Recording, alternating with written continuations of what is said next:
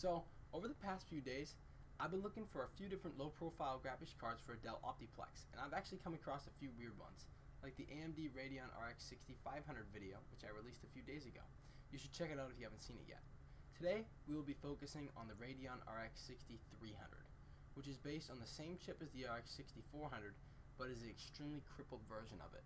AMD cut down its core count, VRAM, and its memory bus size, which isn't great because it's a PCIe 4X card, so the memory bus is even more important than a 16X card. But now that we have it, let's see what it can do. So starting off with a really easy to run game, we have GTA 5. This game really does run on anything, and that still rings true as we are achieving an extremely smooth 65 FPS on average, which overall is an extremely playable result, ensuring a good GTA 5 experience.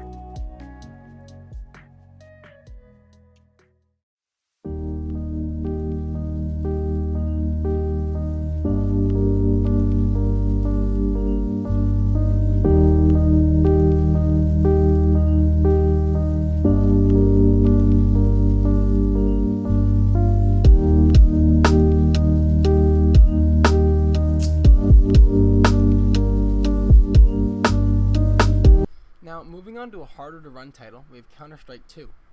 We can see that it does run with some very noticeable stutters, which does actually impact the gameplay pretty bad.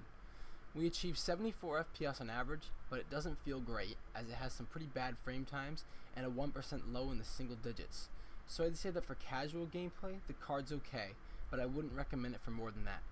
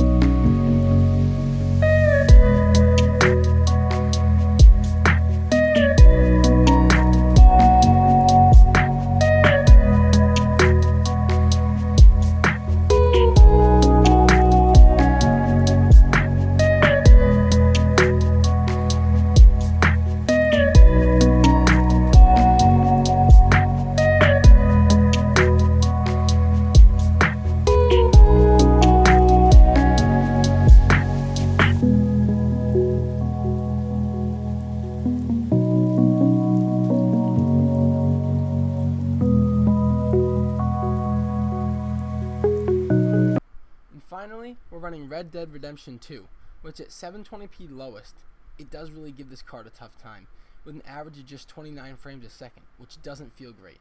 Now technically 29 is playable, but it's not very enjoyable. I wouldn't recommend trying to play a game like this on this card. The biggest limitation is the memory bandwidth and the memory buffer. It has 2 GB on a 32-bit bus, which gives it a memory bandwidth of just 64 GB a second, which is going to cause a lot of problems.